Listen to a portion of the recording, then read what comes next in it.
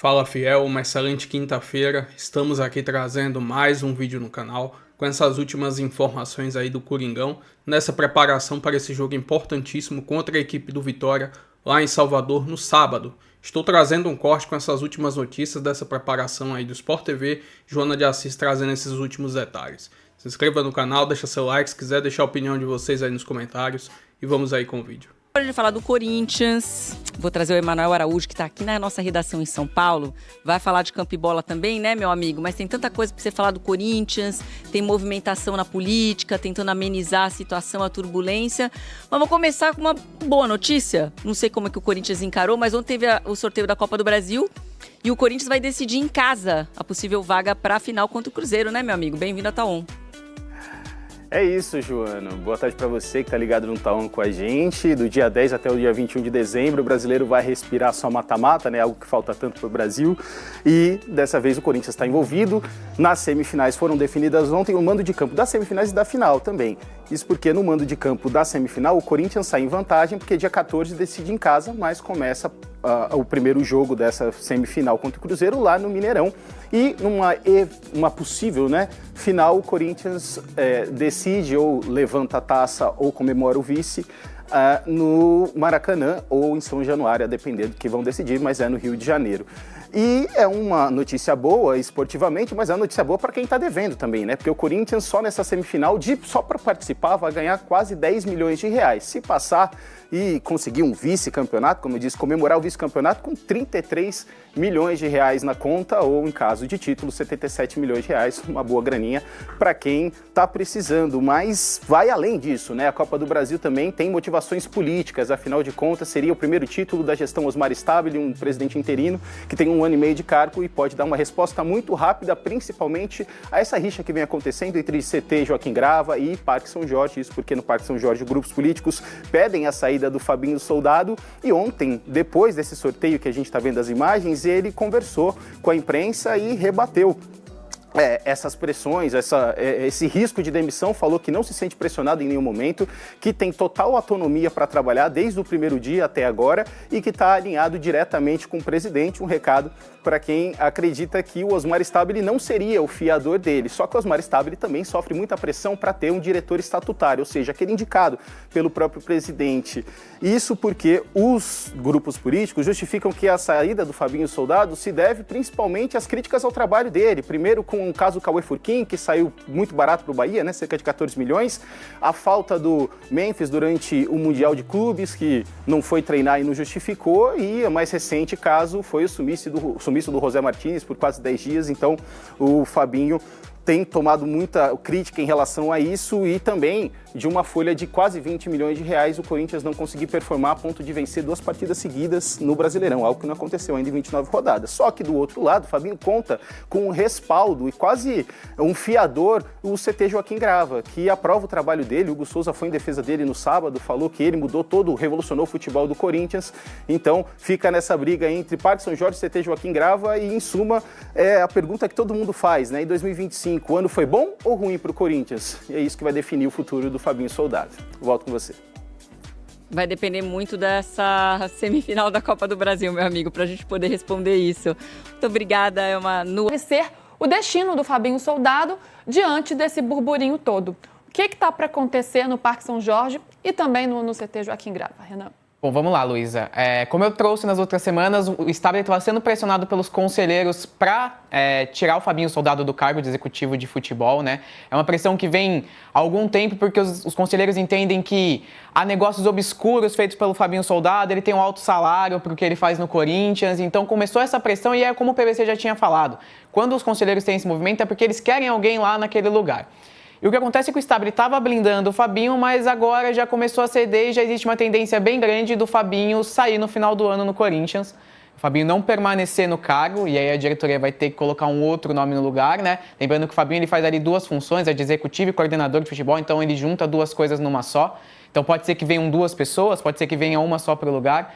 Mas a tendência é que ele saia no final do ano, ele só não sai agora, pelo que a gente apurou, eu, Lívia e Valentim, porque tem toda essa questão da Copa do Brasil agora, o Corinthians com chance de título, então a diretoria entende que não é o momento de fazer esse movimento agora, porque o elenco gosta muito do Fabinho, o Dorival e a comissão técnica gostam muito do Fabinho, então se mandasse o Fabinho agora poderia pesar o clima e aí prejudica o time numa decisão e tudo mais, então por isso a diretoria nesse momento ainda mantém, mas a tendência é que no final do ano o Fabinho já não esteja mais no cargo. Então, o futebol, e aí eu coloco o Dorival, os jogadores, né, o grupo, eles devem perder essa queda de braço. Então, a tendência é essa, é que a política se sobressaia em relação ao... Você fez as pazes com o Renan? Ainda bem que você me lembrou, PVC. A queda de braço, futebol vai perder essa queda de braço. A tendência é que sim, Luísa, é uma coisa que já está praticamente acertada, assim, é uma coisa que tem caminhado muito rápido nos últimos dias. Então, a tendência é que o futebol perca essa queda de braço. E o Fabinho sempre foi um cara muito querido desde a gestão Augusto Melo. E esse movimento também acontece porque os conselheiros entendem que o Fabinho é um legado da gestão do Augusto Melo. Então, eles querem tirar todo mundo que estava na gestão do Augusto e remodelar tudo, né? Então, esse é o entendimento dos conselheiros que pedem a saída do Fabinho e que estão cada vez mais ganhando força, e a tendência é que realmente esse movimento se concretize na demissão dele. Agora, Renan, pelo menos publicamente, esse ainda não é o discurso, né? Não. Ontem, depois do sorteio da Copa do Brasil, o presidente Osmar Stabile veio a público e falou que não, que isso é especulação.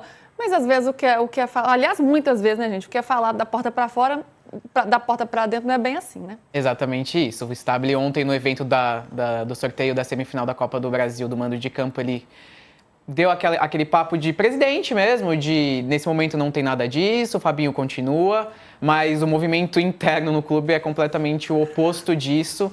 E até o Fabinho também falou sobre ficar sob a pressão, como é que ele lida, mas realmente a tendência é que ele não continue no Corinthians para o ano que vem. Eu acho que a gente podia ir lá no Corinthians, passar dar no mural do Osmar Stabile, do Conselho Deliberativo, sinônimos de legado. Ensinamento, memória, tradição, valor, exemplo, contribuição. Isso é uma boa palavra para legado. Porque, assim, se o Augusto Melo deixou tudo isso, tá. por que ele foi deposto? Complicado. É muito engraçado. As pessoas usam palavras que não são muito exatamente exatas. Não se aplicam ao contexto. O Fabinho não é o Fabinho, eles estão querendo dizer que o Fabinho é um vestígio. Exato, vestígio. Não um legado. Mas, PVC, focando em Fabinho Soldado, seria justa uma demissão dele? Porque a gente até trouxe o Fabinho Soldado aqui no programa, né? Ele participou com a gente. E no ano passado, o trabalho dele foi bastante elogiado, especialmente no meio do ano pela janela que ele faz contratações que acrescentam ao grupo. E o Corinthians tem aquela arrancada na reta final, né? Que sai ali quase da luta contra o rebaixamento para uma vaga de Libertadores. Esse ano as coisas não aconteceram conforme esperado, embora tenha sido campeão paulista, esteja aí ainda na briga pela Copa do Brasil. Como que dá para avaliar, deixando a política de lado, mas tecnicamente, o trabalho do Fabinho? Se você for pensar no trabalho do Fabinho, eu não trocaria o Fabinho por culpá-lo de problemas do Corinthians que não são problemas dele. O trabalho do Fabinho é bom. O trabalho do Fabinho é bom. É bom. É suficientemente... o Corinthians merecia mais... Merecia, mas não é o Fabinho que tem que dar mais. O Corinthians foi uma bagunça nesses últimos 24 meses. E também não é ele que treina o time, não é ele que entra em campo, né? Mas aí até acho que ele tem uma parcela. Ele contratou o Dorival Júnior, ele contratou o Ramon Dias. Então tem uma parcela disso? Tem. Claro que tem. Só que o Corinthians é um conjunto. É justo, a palavra justo traz à tona alguma possibilidade que é justo, invertendo a questão, o Osmar Stabile ter uma gestão que ele escolha o diretor executivo, é justo. É justo desde que você seja claro, você seja objetivo e diga, olha, eu vou demitir o Fabinho porque eu quero ter um homem da minha confiança na direção de futebol. É justo. Agora, é justo você acender uma frigideira e ficar alimentando que, olha só, o que está acontecendo claramente é um vestígio, aí sim, do velho futebol de conselho deliberativo. Eu não gosto desse termo desde que começaram a dizer que a gente estava fritando o Zubeldia 2 anos atrás, 1 ano atrás. e ninguém estava fritando o Zubeldia. O que eu acho só é o seguinte, existe velhas práticas, velhas arapucas do futebol, da política do futebol, em que conselheiros querem cargos executivos no departamento. Então você sabe claramente que tem 2 ou 3 conselheiros querendo o lugar do Fabinho. Então você vai fazer o quê? Você demite o diretor executivo e coloca um conselheiro no lugar. Ou alguém sobre quem um conselheiro tem influência. É aqui que está o segredo. O Fabinho vai sair do Corinthians, vai para o Internacional, vai arrumar outro emprego, não é esse o problema. A pergunta é, o que é melhor para o Corinthians? Então você vai demitir o Fabinho e contratar o José Boto. Ótimo, beleza. É que é um cargo, eu não estou defendendo o Fabinho aqui não, mas que tem que ser técnico. Sim. Você tem que ter conhecimento técnico ali do futebol, né? Não adianta ser um cargo político, não vai resolver esse Por problema. exemplo, o São Paulo tem um diretor político e um diretor técnico, né? O Carlos Belmonte é o vice-presidente de futebol e o Rui Costa é o diretor executivo.